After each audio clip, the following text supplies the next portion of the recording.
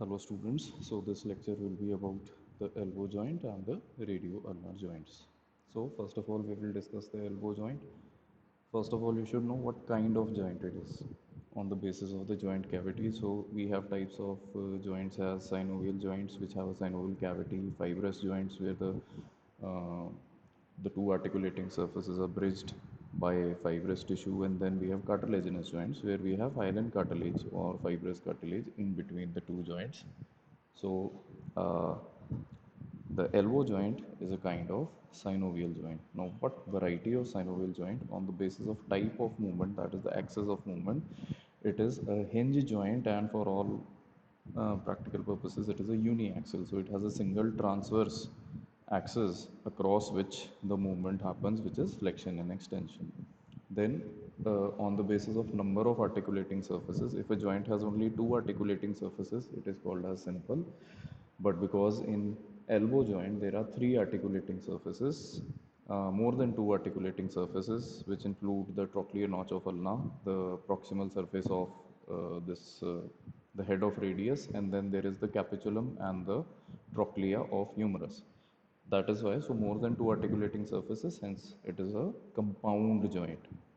Then, on the basis of presence or absence of an articular disc, it is a simple joint because there is no articular disc present to divide the joint cavity into two parts. There are certain joints which have a complete or incomplete articular disc. For example, knee joint has the menisci, the temporomandibular joint has a fibrous articular disc. These articular discs might divide the joint cavity into two compartments, either completely or incompletely. So those joints are called as complex synovial joints. However, elbow joint does not have a articulated articular disc, so it is a simple synovial joint.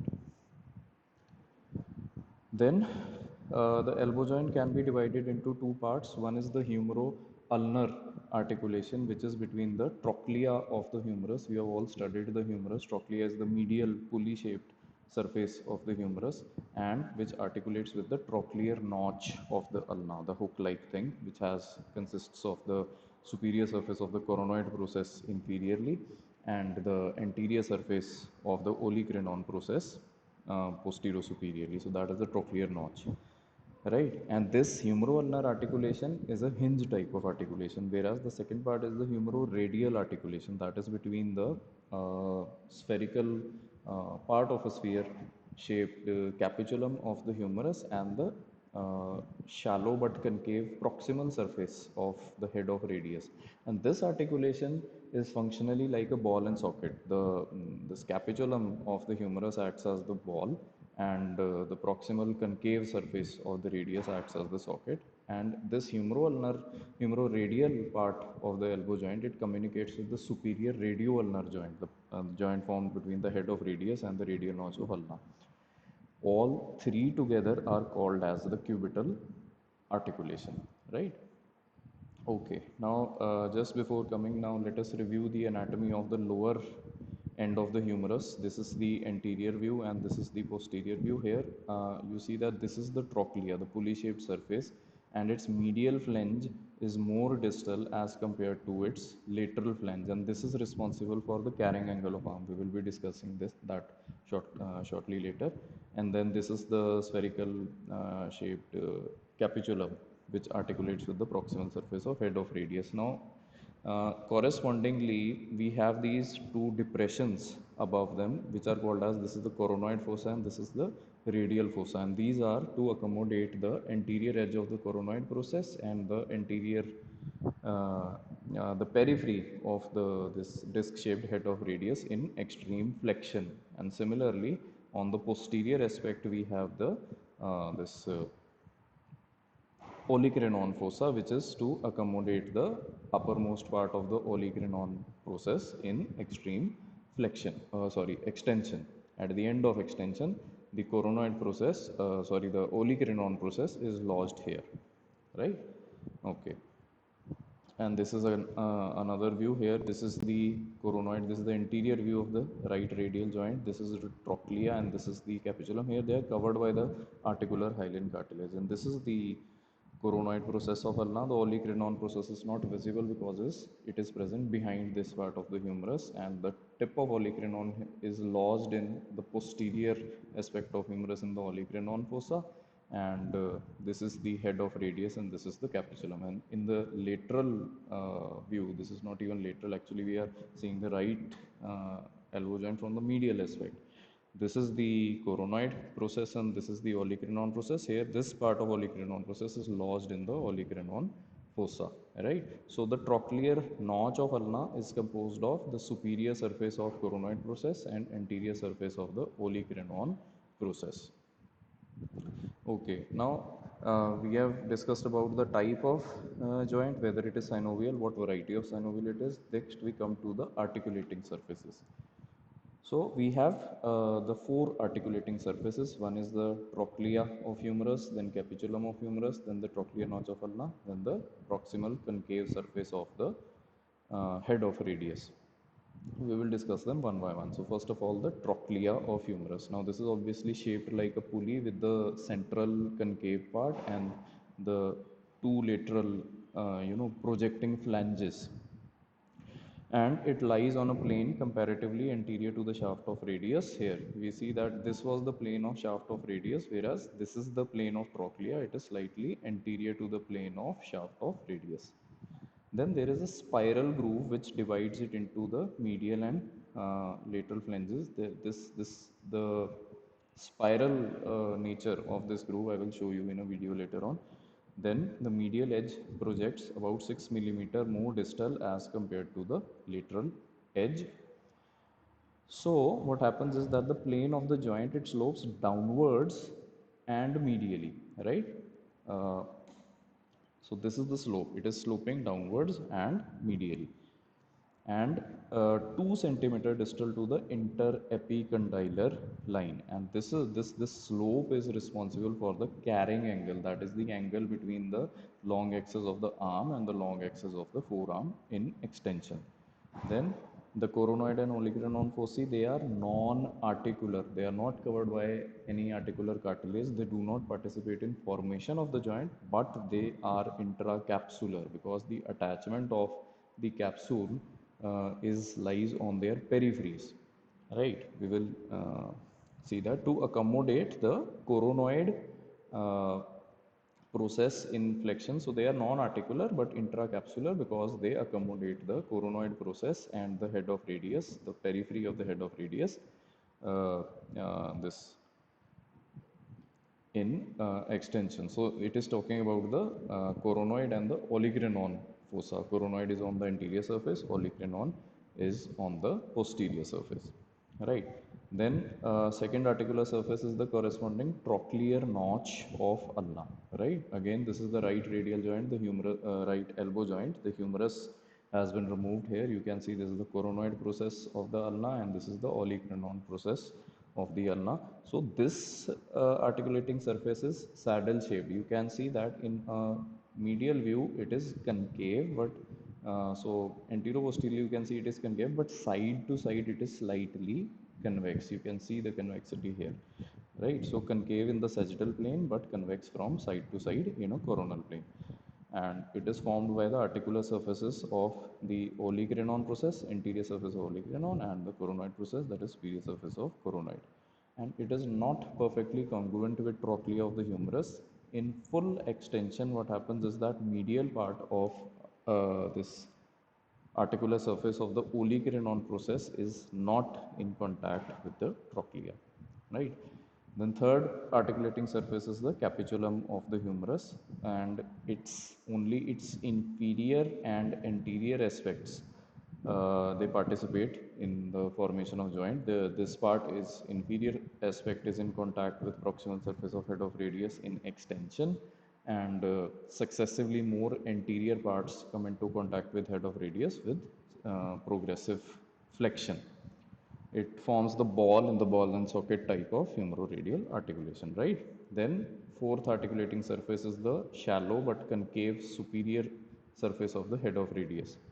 Now that forms the socket in the ball and socket type of the humeroradial articulation, and it lodges in the radial fossa of humerus here. In so this part of the radius will lodge in this radial fossa in full flexion. Now, so we have described the type of joint, that was synovial and its further variety. We have talked about the articulating surfaces. Next, we talk about the various ligaments of the elbow joint. So, in ligaments, first of all, you always mention the fibrous capsule and you tell it's the line of attachment of the capsule to the bones on either side of the joint, that is on the humerus as well as on the radius and ulna. Then you talk about the synovial membrane and which surfaces it lies, and if it bulges out of the joint or not, forming any recesses. Then you talk about the various ligaments supporting the joint from various sides. In this case, from the medial side, it is supported by the medial collateral or the ulnar collateral ligament, and from the lateral aspect, it is supported by the lateral or the radial collateral ligament. So we will discuss these one by one.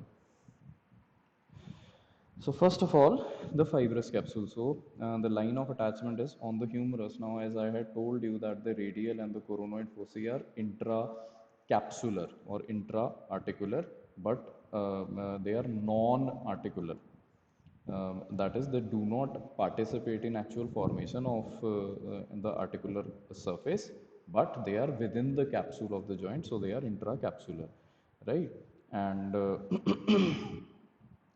so on same goes for the olecranon fossa, that is also intracapsular, right? But the epicondyles are extracapsular; they are not included within the joint. So the line of attachment of the fibrous capsule anteriorly will pass across on the from the periphery of the coronoid and the radial fossae, and posteriorly also it will pass above the periphery of the olecranon fossa, but it will exclude the medial epicondyle and the lateral epicondyles.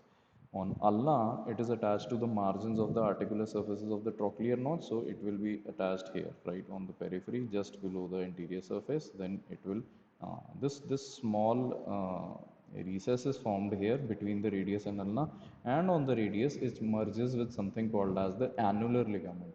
If you remember the description of the ulna, there is a radial notch of ulna. On its anterior and posterior ends, there is attachment of this collar-like ligament that surrounds this periphery of the head of radius, that is called as the annular ligament. And so on the radius, the fibrous capsule merges with the periphery of the annular ligament.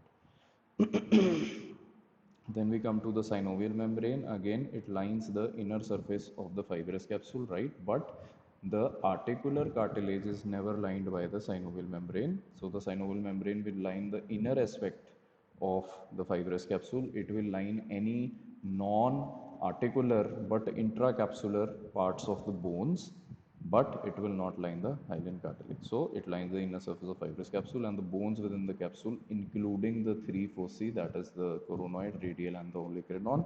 It extends up to margins of the articular hyaline cartilage. It does not cover the cartilage. A crescentic fold, this one, it bulges down between the radius and ulna, and it bulges below the lower free border of annular ligament surrounding the neck of radius as a blind pouch. This one, right? Then we come to the ulnar or the medial collateral ligament. It is, now we are seeing the right elbow joint from the medial aspect, and this is the ulnar collateral ligament. It is triangular and it has three bands. One is the anterior band, which is extending from the medial epicondyle to a tubercle called as the sublime tubercle on the medial margin of the coronoid process. Second is the posterior band, which extends from medial epicondyle to the medial margin of the olecranon process. And third is the inferior band, which extends obliquely between the coronoid and the olecranon processes.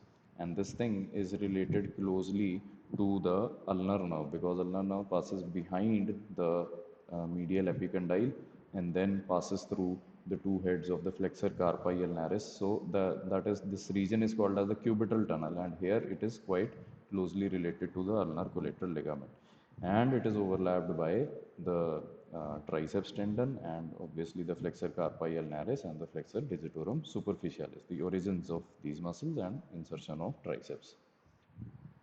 Then the fourth ligament of the elbow joint is from on the lateral side, that is the lateral or the radial collateral ligament. This is again triangular, and it extends from the lateral epicondyle of humerus to the annular ligament of the superior radioulnar joint, and it is related to one is the muscles of the posterior compartment, that is one is the supinator muscle, and then second one is the extensor carpi radialis brevis, right? So this is the triangular radial collateral ligament. Okay, then next we come to the relations of the elbow joint. Now, if you have studied the gross anatomy of the anterior compartment, posterior compartment of arm, and the anterior and the posterior compartments of the forearm, then you will know what muscles and what contents, neurovascular contents, they are related to the anterior or the posterior aspect of elbow joint. We will discuss them one by one. So anteriorly, obviously, we know this is the tendon of biceps brachii, where we see the tendon is going to insert on the radial tuberosity of the radius bone, and this is the bicipital aponeurosis that is going to go medially and downwards and insert eventually into the posterior border of ulna. So the biceps brachii muscle that comes in anterior relation. Underneath that there is the brachialis muscle which inserts on the ulnar tuberosity, that is also lying anterior to the elbow joint. Then there is the brachial artery, that is also you can see lying in front of elbow joint, and then there is the median nerve, that is. So these four structures are lying on the anterior aspect of elbow joint: brachialis muscle, biceps brachii muscle, actually they are tendons of insertion. Then the brachial artery just before its division into the radial and the ulnar arteries, and then there is the median nerve. Then on the medial aspect, what lies is one is the common origin of the flexor muscles of the forearm, superficial flexor muscles, that and then flexor carpi ulnaris muscle, that its origin is also lying on the medial aspect, and then the ulnar nerve that is also lying on the medial aspect, which passes through the two heads of origin of the flexor carpi ulnaris. Then laterally we have the common extension, common origin of the superficial extensor muscles. We have the supinator muscle and extensor carpi radialis brevis muscle, and then we have the radial nerve, right? So radial nerve, even though it is considered as a content of the cubital fossa, but it is the lateral most content. It can be considered in the anterior relation as well as in the lateral relation of the elbow joint, right? So and just where it is dividing into its superficial and the deep branches, the superficial branch is obviously going to travel through the anterior compartment, and that is going to become superficial quite distally, whereas the deep branch that is going to enter the posterior compartment and continue as the posterior interosseous nerve. So they come in relation to lateral relation of elbow joint. Posteriorly, obviously, there are the two muscles, triceps and the inconius. Now, what are the bursae in relation to the elbow joint? Above the olecranon, between the tendon of triceps and the capsule of the joint, if we look here, right? So there is the subcutaneous olecranon bursa that is lying beneath the skin, and then there is another bursa between the tendon of triceps and the posterior aspect of the elbow joint. So above the olecranon, between the capsule and the tendon of triceps, in this location there is one bursa, and then there is a subcutaneous bursa on the dorsal triangular surface of olecranon, that is this one. This is the subcutaneous. So one bursa is between the fibrous capsule of elbow joint and the tendon of triceps, that is here, and then the second is the subcutaneous bursa between the skin and the upper triangular surface on the posterior aspect of olecranon process.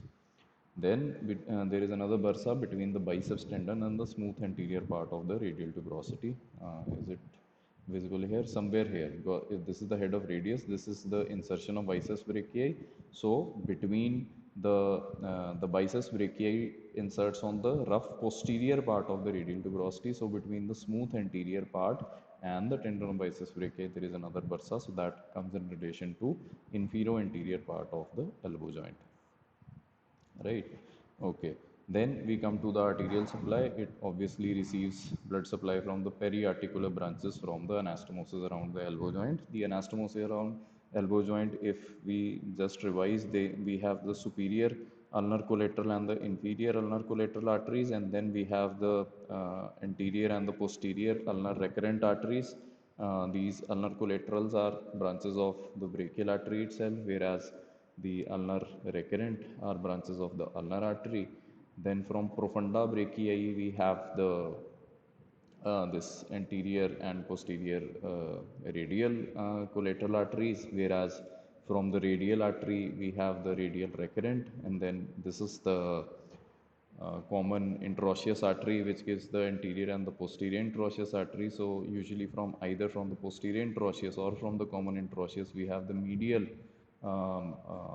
median recurrent artery which anastomosis with the posterior radial collateral artery, right? So this is the anastomosis around the elbow joint. Then nerve supply of the elbow joint, that is, one is the musculocutaneous nerve via the branch to the brachialis muscle. The radial nerve also supplies the joint via its branch to the anconeus muscle, and the ulnar nerve also supplies little twigs to the ulnar collateral ligament, most probably via its branch to the flexor carpi ulnaris. Then, what are the movements? We all know that when the anterior surface of the forearm is brought closer to the anterior surface of arm, that is called as the flexion, and when the two are taken away from each other, that is the extension. The range of flexion and extension is about 150 degrees, and ulna also undergoes slight conjunct rotation. Conjunct means which occurs in combination with some other movement. So along with flexion extension, while the ulna and radius are flexing on the humerus, there is slight rotation of the ulna also happening. Then why is this flexion and extension movements important? They are important in bringing the hand to the mouth, that movement. So in bringing the hand to the mouth, for example, in eating food, what movements are happening? One is the flexion is happening at the elbow joint, then at the shoulder joint some medial rotation is happening, and then at supination is also happening at the radioulnar joints, that we will be talking about in a short time from now. Then what are the muscles causing these movements? Flexion, the chief flexor is the brachialis muscle, not the biceps brachii. Biceps brachii acts best in a supinated forearm. So supinated basically is when you're in the anatomical position, the palm of your hand is facing anteriorly, that is supination. But if in the anatomical position, the palm of your hand is facing posteriorly, that is called as pronated position of the hand or of the forearm. So biceps brachii acts best as a flexor in the supinated forearm. Brachioradialis also can act as a flexor, but it acts best in a pronated forearm, acts as a shunt muscle. And pronator teres and flexor carpi radialis, they provide additional power for flexion, especially in flexion against resistance. And which segments of the spinal cord are involved in supplying the flexor muscles? These are the C5 and the C6. Extension is brought about by triceps muscle and gonius muscle as well as gravity. And the spinal segments of the spinal cord involved in extension are C7 and C8. Now, as we had talked about the carrying angle earlier, I had said that the long axis of the arm and long axis of the forearm are not in a straight line when the forearm is extended. So there is this angle between the long axis of arm and the long axis of forearm. This is called as the carrying angle. So when the elbow is fully extended and the hand is supinated here, right? If the hand is pronated, then this carrying angle will disappear. So the long axis of arm and forearm with the hand supinated and the forearm extended, the long axis are not in line but are angulated to each other. So the ulnar border of forearm, this thing, does not come in contact with the lateral surface of the thigh. This is useful in carrying heavy objects which are grasped in the hand so that they do not rub against the lateral aspect of your thigh. That is why this angle is called as carrying angle, because it is useful in carrying heavy objects grasped in the hand. So angulation, this angulation is slightly, this angle is slightly greater in the females, and it disappears when the forearm is flexed, either when the hand is brought upwards and the forearm is flexed, or when you pronate your hand. What is the applied aspect of this elbow joint? Dislocation of elbow. It happens due to a high degree of trauma, and it usually occurs in adults. What happens is posterior dislocation is common. The ulna usually dislocates posteriorly on the humerus, and it is usually associated with fracture of the olecranon process, disturbing the triangular relation between the two epicondyles and the olecranon process. Can we see that relation in any diagram? Yes, normally in the extended elbow, the medial epicondyle, tip of olecranon, and the lateral epicondyle, they are all in a straight line, whereas in a flexed elbow, these form an isosceles triangle. This thing will come down when we flex the elbow, right? So an isosceles triangle is formed. This relation, however, is disturbed in fracture of the elbow, of the olecranon, right? Then we come to the radioulnar joints. So joints between the radius, the lateral bone of forearm, and the ulna, the medial bone of forearm. There are three radioulnar joints. The superior joint, which is found between the periphery of head of radius and the radial notch of ulna. The inferior radioulnar joint, which is found between the head of the ulna and the ulnar notch of radius on the medial aspect of lower end of radius. And then there is, these two are synovial joints, whereas this joint is actually a syndesmosis, where the two bones are united together by a fibrous membrane called as the interosseous membrane, and this is the middle radioulnar joint. So superior or the proximal radioulnar joint, in short form it is also abbreviated as PRUJ, and the inferior or the distal radioulnar joint abbreviated as DRUJ. So first of all, we will talk about the superior or the proximal radioulnar joint, PRUJ. It connects the upper ends of the radius and ulna together. Yeah, as we have already talked, it is synovial. What is the variety of synovial joint? It is pivot joint, right? What happens in a pivot joint is that there is a central pivot which rotates within a surrounding bony canal or bony tunnel. It might be completely bony or it may be partly fibrous and partly bony. In this case, the pivot is formed by the circumference of the head of radius, and the ring, which is osteofibrous, is formed 1/5 of the ring is formed by the radial notch of ulna, and 4/5 of the ring is formed by the circular annular ligament of the proximal radioulnar joint, which is attached to the anterior and posterior margins of the radial notch of ulna, right? Okay, then so again here we see that this is the periphery of the head of radius, which uh, it abuts against the radial notch of ulna. So the head of radius can rotate, right, within this osteofibrous ring.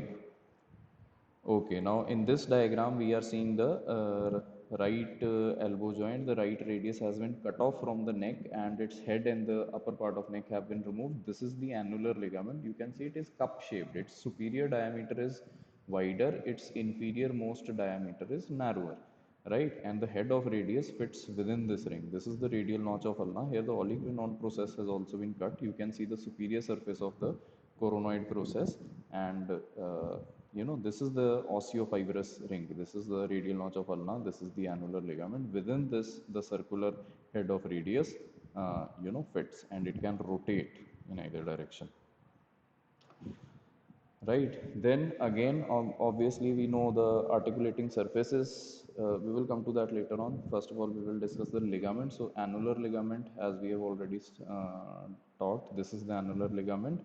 So it keeps the head of radius in position. It is attached to the two ends of the radial notch of ulna. It is cup shaped because of smaller circumference in the lower part. Here also, if you see, it is narrower. Its diameter is lesser as compared to diameter of the upper part. Here it is very clearly visible. This upper part is wider, the lower part is narrower. So this does not let the head of radius to slip out downwards from within the ring of the annular ligament and the radial notch of ulna. And it is continuous above with the fibrous capsule of elbow joint anterior aspect as well as on the posterior aspect, and also with the radial collateral ligament on the lateral aspect, and it is lined by hyaline cartilage on its inner aspect. So just hold on, right? Okay, now continuing. Now then we have the quadrate ligament. That is a very small ligament formed by few fibers from the distal border of annular ligament, and it covers that synovial membrane reflected onto the radial neck, right? So the part of the synovial membrane also bulges out from beneath the annular ligament, and it covers this part of the radial neck. Then we come to the second or the middle radioulnar joint, which connects the shafts of the radius and ulna. Out of these, one is the oblique cord and the second one is the interosseous membrane. So the oblique cord, you can see it is extending from the lateral aspect of the ulnar tuberosity, and it extends downwards and laterally to the part of this shaft of radius just below the radial tuberosity. So thin fibrous band on the deep head of supinator lies, it is related to the deep head of supinator from lateral side of ulnar tuberosity. It is going downwards to the lower end of radial tuberosity, downwards and laterally, perpendicular to the fibers of the interosseous membrane. So the direction of oblique cord is perpendicular to the direction of fibers of the interosseous membrane, and it is a remnant of the flexor pollicis longus muscle, right? Then we come to the interosseous membrane. This one in green here shown is the interosseous membrane, broad fibrous sheet extending between the sharp lateral border of ulna and the sharp medial border of radius. These are both are known as the interosseous border of ulna and the interosseous border of the radius. Upper border, this one is free through this gap. The posterior interosseous vessels pass posteriorly. If we see in that earlier diagram in the yes. So these posterior interosseous vessels here, you can see that they are passing posteriorly into the posterior compartment of forearm via this gap above the upper free border of the interosseous membrane, right? Okay. Then the lower part is attached to the posterior lip of the radial interosseous border, and then further inferiorly it blends with the fibrous capsule of the inferior radioulnar joint. And through the oval gap, there is a gap in the lower part of interosseous membrane also. Through this, the anterior interosseous vessels, they pass posteriorly. Anterior interosseous vessels are traveling in anterior to the interosseous membrane here, lying in the anterior compartment of forearm. However, here there is pronator quadratus muscle attached here above its superior border. The anterior interosseous vessel will pass through this gap and they will enter the posterior compartment of forearm. Now the fibers of interosseous membrane here, you can see in most of the parts of interosseous membrane they are passing downwards and medially, except in the lower part where they are passing more or less horizontally, whereas downwards and laterally also in the lowest part. Arrangement of the fibers, it helps withstand transmission of forces from the hand via the radius. It is going to be pushed upwards and it can pull the ulna along with it when the force is directed from the hand towards the elbow and upwards, right? And it helps in transmission. The intact interosseous membrane helps in transmission of forces from hand to the radius and ulna, and it is stretched in the mid prone position of the hand or of the forearm. We will again discuss what is supine and prone in the movements of the radioulnar joint. It is relaxed in the extremes of supine and prone positions of the hand and forearm. That's why the hand is kept in the mid prone position while inflicting blows with a closed fist, so that the interosseous membrane is stretched and it can help in maximum transmission of forces from the shoulder to the elbow and to the fist, and hence, like for example in boxers, so you can see that the fist, the hand and the forearm are in the mid prone position to provide maximum transmission of force, right? Then relations of middle radioulnar joint. We all know that in front, in the upper 3/4, there is the flexor digitorum profundus and the flexor pollicis longus with the intervening anterior interosseous vessels. And in the lower 1/4, we have the pronator quadratus muscle and something called as recessus sacciformis, which is the recess, upward recess of the inferior radioulnar joint. The synovial joint of the inferior radioulnar joint is going to project upwards between the interosseous membrane posteriorly and the pronator quadratus muscle anteriorly. We will see that subsequently. Then posterior relations of this joint are: posteriorly we have the supinator muscle, that is not shown here, but we also have this abductor pollicis longus and the extensor pollicis brevis and extensor pollicis longus. Then we have the obviously the extensor indicis, and we have the this anterior interosseous vessels uh, in the lowest part, where the here you can see that the anterior interosseous vessel, it is traveling down in front of interosseous membrane, but here through the gap in the interosseous membrane it has passed to the posterior aspect.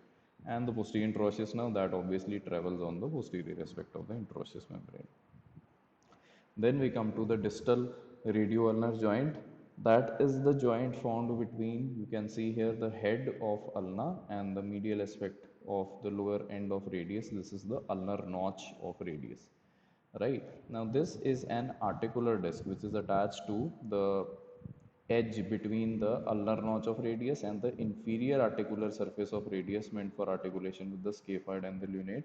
So it is a triangular articular disc. The base of that triangle is attached here, and the apex is attached in the where it is attached at the angle between the lateral most part of inferior articular surface of head of ulna and the styloid process of ulna. So this angle between the styloid process and the inferior articular surface of head of ulna, here the apex of that triangle is attached. Again, this is a pivot joint. In the pivot, here is the rotating part will be formed by the head of the ulna, right? And the osseofibrous ring will be formed by the ligament of this joint and the ulnar notch of the radius. So synovial membrane is extremely loose and bulges upwards, as this is the recessus sacciformis that lies in front of interosseous membrane and behind the pronator quadratus muscle. Right, so the inferior or the distal radioulnar joint, abbreviated as DRUJ, it connects the lower ends of radius and ulna. Synovial variety of joint, pivot type of synovial joint. Articulating surfaces are ulnar notch at the lower end of radius and medial aspect of head of ulna. Both are connected by a triangular fibrocartilaginous disc. Synovial membrane lines the inner aspect of the fibrous capsule, and a cul-de-sac, that is nothing but sac of the synovial membrane projects upwards between the interosseous membrane and the pronator quadratus, that is recessus sacciformis. So this is an inferior view of the radius and ulna. We have opened the wrist joint, and here you can see that this is the triangular fibrocartilaginous disc. The base of the triangle is attached to the angle between the lunate fossa, that is the inferior lateral part of medial part of inferior articular surface of radius, and uh, one is this thing, and second is the ulnar notch of radius. So in the angle or the ridge of bone between the two, the base of the triangular fibrocartilaginous disc is attached here. This is the styloid process of ulna. So apex is attached here, lateral to the styloid process of ulna. So the ligaments of the inferior radioulnar joint, one is obviously the fibrous capsule. Second one is the triangular fibrocartilage, which separates the head of ulna from the wrist joint. If we look at this diagram, now this is the cavity of the wrist joint. This is the head of ulna. So what is separating the head of ulna from the cavity of wrist joint? That is this triangular fibrocartilaginous disc. The head of ulna does not participate in formation of wrist joint because it is separated from the latter by the triangular fibrocartilaginous disc. Right?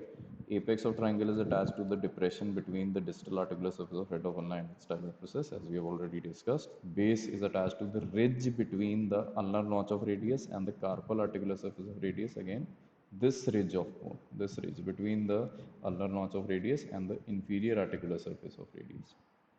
And periphery blends with the fibrous capsule of the inferior radioulnar joint. And upper surface of the disc, this upper surface that allows or permits the rotation of the inferior radioulnar joint. The lower surface that participates in formation of wrist joint and hence allows the angular movements of the wrist joint. Now, the important thing is movements at the radioulnar joint, those are supination and pronation, right? So, supination and pronation, most of you answer in the Viva as movements happening at the wrist joint, or some of you answer it as movements happening at elbow joint. That is incorrect. Pronation and supination is a movement happening between radius and ulna. So elbow joint is not involved, wrist joint is not involved. It is the superior, middle and the inferior radioulnar joints which are involved here. Right. So after supination, at the end of supination, the palm of the hand is facing anteriorly and the shafts of the radius and ulna are parallel to each other. Whereas at the end of pronation, the palm of hand faces posteriorly and the shaft of radius crosses the shaft of ulna like this, anteriorly. During pronation, what happens is, as well as supination, what happens is the head of radius is rotating. I will again be showing you video showing what actually is happening during pronation and supination. What is the axis of this movement? The axis passes through center of head of radius and that area of insertion of apex of that triangular fibrocartilaginous. So this area. So upper end of the axis is through the center of head of radius, lower end of the axis passes through this thing. Right? Okay. So during pronation, head of radius spins within the annular ligament around a more or less vertical axis, but it stays lateral to the ulna. However, lower end of radius, this thing, carrying the hand along with it, it will move to the medial aspect of lower end of ulna by the crossing of the shaft anteriorly over the shaft of ulna. And pronation, you can see here, it causes spiraling of the interosseous membrane.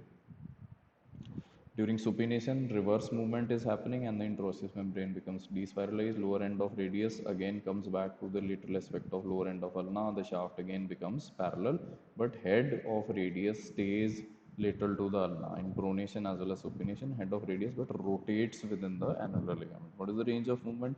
It is roughly 140 to 150 degree, but with extended elbow because of, adding on the rotation of humeral head within the glenohumeral joint, the range of pronation supination can be increased to almost 360 degrees. So whenever you are asked to demonstrate pronation and supination during practical, to cut out the rotation of humerus and to demonstrate only the supination pronation movement, you always flex your elbow 90 degrees and then you do pronation and supination, right? Never demonstrate pronation supination with your extended forearm. Your forearm should be flexed to 90 degree to show supination and pronation. So in supination, your dorsum of your hand will lie on the top of the table and the palm of your hand will face upwards. And in pronation, the palm of your hand will touch the surface of the table and the dorsum of your palm or the posterior aspect of your hand will face towards the roof, right? So power of supination is stronger than that of pronation, and that is why screwing devices are designed to use the power of supination for mechanical advantage. You see, if you supinate your right hand, that is a clockwise movement, and clockwise movement there is tightening of screws or nuts or bolts, right? So the clockwise movement always tightens. So that is designed. So that is why the nuts, bolts, and screws are designed in such a way that if you rotate them clockwise, that is going to cause tightening of these things, right? And that is because the right hand is the dominant one in most of the people. So in case of a left-handed person, a supination is going to cause what movement? Supination in a left-handed person is anti-clockwise, and that is going to loosen the screws and nuts or bolts. So that is, so in left-handed person that is different, right? So movements at the radioulnar joint, again that now we were discussing pronation, supination. It appears that it seems that the ulna is totally stationary and then that the lower end of radius is rotating around the stationary lower end of ulna, but that is not true. Even the lower end of ulna slightly moves laterally and backwards during pronation, and it moves medially and forwards during supination, right? And so axis, as we have already talked, it passes through the center of the head of radius and apex of attachment of the triangular fibrocartilaginous disc, right? So what are the muscles producing these movements? Pronation is produced by pronator quadratus assisted by the pronator teres, flexor carpi radialis, and gravity. In coneus muscle, it assists in the lateral displacement of ulna in full pronation towards the end of pronation. And which segments of spinal cord are supplying these muscles? The sixth cervical segment.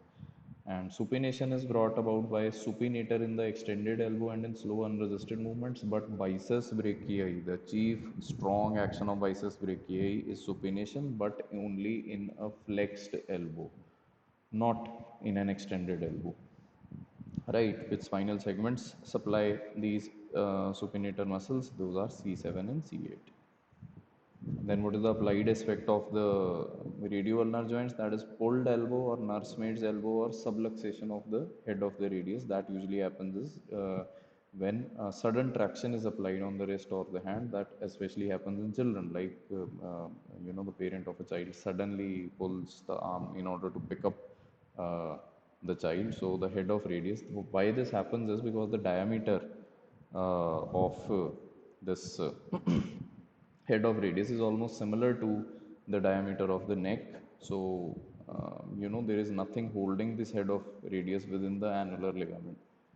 If the upper part of this head of radius has had greater diameter as compared to the neck of the radius, then this part would be retained within the cup shaped osteofibrous ring formed by the radial notch of ulna and the annular ligament. So it affects children under 6 years of age, because till then the diameters of head and neck of the radius are very similar. Only part of the head of radius slips out, and to reduce is to reduction of a subluxation. Subluxation means when an articulating surface moves out from within the joint and is displaced out, and reduction of a subluxated joint means putting that articular surface back into its normal position, and that so reduction of subluxated superior radioulnar joint can be done by forcible supination, by screwing the half dislocated head back into its place. So to prevent it, what should we do? Avoid the following. Avoid abruptly pulling up the child's wrist or hand. Avoid swinging the child by their hands. Avoid doing this. Avoid abrupt pulling up. Avoid abruptly pulling towards you. Right. So this is the annular ligament. Here you can see that the head of radius has partially come out of the annular ligament. Then this is something called as Essex-Lopresti injury. In this, there is fracture of the head of radius, there is tear of the interosseous membrane, and there is dislocation of the distal radioulnar joint as well. Because of fracture of head of radius and this tearing, the radius migrates proximally. Right, now we will see these videos, movements of the elbow. We all know that this is flexion, this is extension of the elbow. Now why I am showing you these videos is that this is pronation, this was supination, again flexion, and this is medial and lateral rotation of the humerus. Pronation, supination, lateral rotation, pronation, supination, medial rotation. This was at the shoulder line, pronation, supination, right? So combination of these movements will help to bring your hand towards the mouth. Medial rotation here, flexion here, and pronation and supination at the radioulnar joints. Now this thing. So the carrying angle, this is called as valgus deformity, not even deformity. When the distal part of the limb, distal to a joint, goes laterally, that is called as valgus, that is called medius. So this is that spiral groove we were talking about, right? Spiral groove of the trochlea. So that is why during flexion the carrying angle disappears. So the three joints are between the trochlea and the trochlear notch of ulna. Second is between capitulum and head of radius. And third one is the superior radioulnar joint. They together form the cubital articulation. Right. This will be further angulated. Yes, the trochlear notch is at an anterior plane as compared to the shaft of humerus. So this acts as a pulley and this acts as a sphere. So this is the spiral groove, and on posterior aspect you can see the uppermost end of spiral groove lies slightly medially. That is responsible for the carrying angle. Now the trochlear notch is inversely shaped. This is saddle shaped. It is concave in this direction, convex in this direction. Right, so this is flexion. Here the coronoid process is lodged in the coronoid fossa in the extreme flexion, and in extension the olecranon process is lodged in the olecranon fossa. Right. Superior radioulnar joints. So now we will talk about the radioulnar joint between the periphery of head of radius and the radial notch of ulna. Here the annular ligament will be attached. This is the annular ligament, and now the inner aspect of annular ligament is also covered by hyaline cartilage. Now you will see the rotation. This is pronation, supination. Again, so the capitulum is acting as the sphere and this is acting as the socket. Right? So again we will be showing pronation and supination. So flexion of elbow joint, extension of elbow joint, and right. So the axis of radius also slightly moves. You do not need to remember this during pronation and supination. You can look at the radial tuberosity. I will just reverse this. So why does biceps act as a supinator in flexed elbow is because the radial tuberosity in a flexed elbow, it can be pulled forward by the biceps brachii, whereas in an extended elbow, biceps can occur. Yeah, I will just pause the video here. Here, the radial tuberosity has gone posteriorly. Biceps brachii is coming from above. It will insert on this radial tuberosity. So now, in a flexed elbow, if the biceps brachii contracts, it will pull this radial tuberosity forwards, and that will lead to supination like this, right? That is why biceps acts as a strong supinator, but only in a partially flexed elbow, that is 90-degree flexed elbow. Again, this is supination, right? Okay, then we move to the next video. This is the same one. Then we let us have a look at the capsule. So these are the, again if I play it from the beginning, these are the lines of attachment of the capsule on the humerus, including the radial and the coronoid foci, and on the margins of the articular surfaces of ulna, especially of the coronoid process on the ulna, and it merges with the inferior aspect of the annular ligament on the uh, superior radioulnar joint. And on the posterior aspect, we will see that, yeah. So again on the articular margins of the ulna, and here it includes the olecranon fossa on the humerus. The epicondyles are lying outside the capsular attachment. Right, so this epicondyle also is lying outside.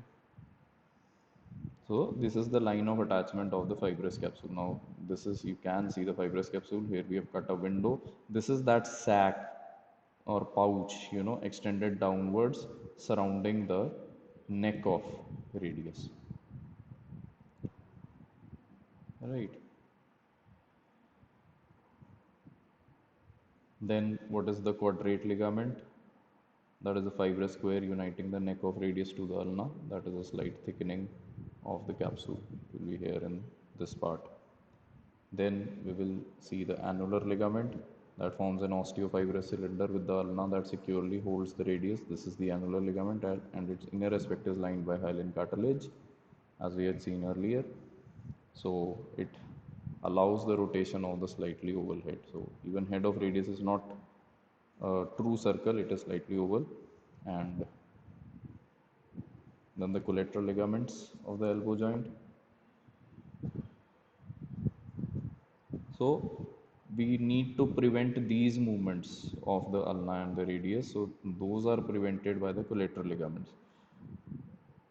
Now this will be the ulnar collateral ligament. Here the bands are described slightly separately: anterior band, posterior band. Right. For describing the bands, you just consider what I've told you in the lecture. And then we have the radial collateral ligament, right? And the anterior fasciculus here, we can see that it merges with the, again with the anterior part of the annular ligament.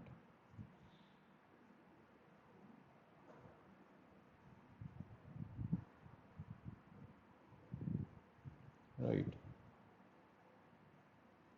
Then we come to the interosseous membrane, one of the, this uppermost part will be the oblique cord, downwards and laterally, and whereas these are the three parts of interosseous membrane, upwards and laterally. This is pronation, spiralization, and in supination, despiralization of the interosseous membrane. So it helps in transmitting forces from radius to the ulna. And in carrying a load, what happens is if I just helps in transmitting forces, and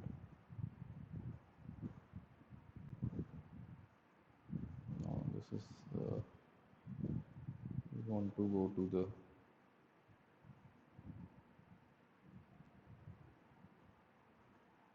just a moment, yeah,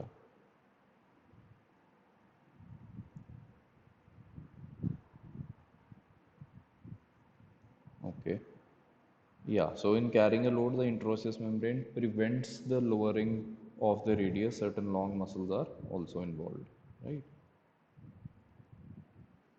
Because it is providing traction in this direction. So you do not need to remember the details of this thing. Then how is the elbow stabilized? In addition to the ligaments, the supinator keeps the radius fold here, pronator teres, and the long flexor muscles, and then the long extensor muscles, then the abductor pollicis, they keep the radius and the ulna united together. Muscles which resist longitudinal traction of elbow joint, obviously the posteriorly triceps, anteriorly we have the biceps and brachialis, and here we have the brachioradialis. They are preventing the ulna and radius from being dislocated downwards. So they are pulling the radius and ulna upwards towards the humerus. Right. Then we come to the last video in which we will see the inferior radioulnar articulation or the distal radioulnar. So this is the lower end of radius, this is the ulnar notch of radius, this is the head of ulna. So the how the radius revolves or rotates around the static, comparatively static head of ulna. Right, this is the inferior view of the right radioulnar joint. So in pronation, the lower end of radius rotates around the lower end of ulna, and this is the triangular fibrocartilaginous disc. Here you can see it is the base is attached here, apex is attached here. Now this is the lateral view, this is the front view, and this is the anterosuperior view. So here will be attachment of the anterior and posterior ligaments of the inferior radioulnar joint, which connect the styloid process to the anterior end and posterior end of the ulnar notch of radius. This is the triangular fibrocartilaginous disc. This is the head of radius resting on the proximal surface, and these are the scaphoid and lunate resting on the inferior aspect of that triangular fibrocartilaginous disc. Right, these are the flexor carpi, uh, ulnaris and radialis. So this is this is what happens in pronation. So the apex of the triangular fibrocartilaginous disc remains static here. The base moves along with radius. This is in supination, and this is in pronation. Right?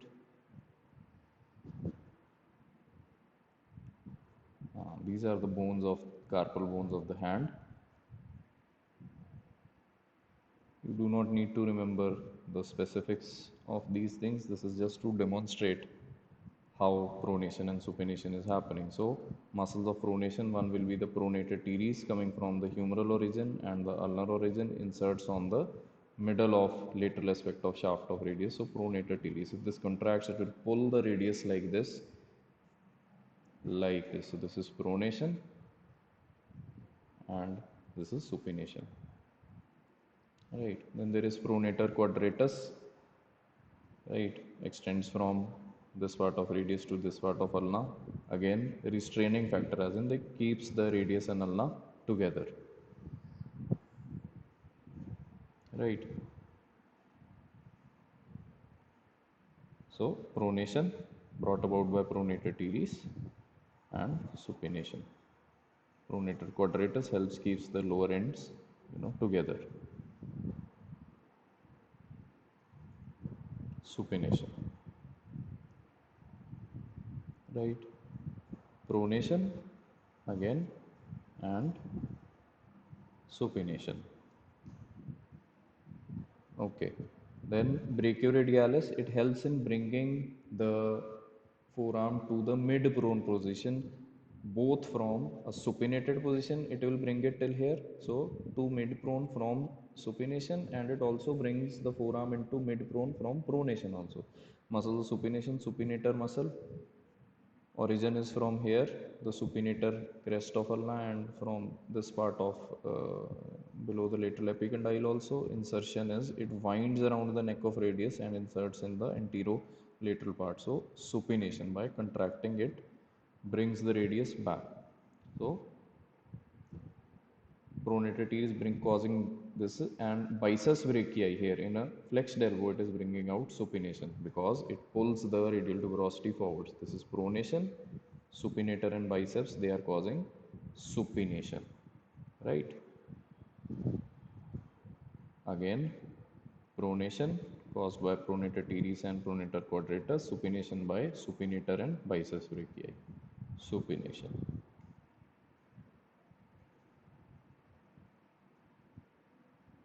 Pronation and so brachioradialis, from pronated position, it again can bring the forearm into mid-prone position. So brachioradialis brings the forearm into mid-prone position from either pronated or from supinated position, right? So again, it is showing the two fasciculi of the triangular fibrocartilaginous complex, which one is stretched in which position. So interosseous membrane is also important. It is spiralized during pronation and despiralized during, and it is tightened by the muscles of anterior compartment of forearm, and it is an active factor in restraining, that is keeping the radius and ulna pulled together. So again, in pronation, it is spiralized now,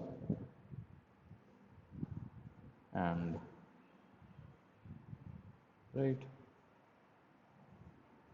So that's all about the elbow joint and the radioulnar joints and pronation supination. Thank you.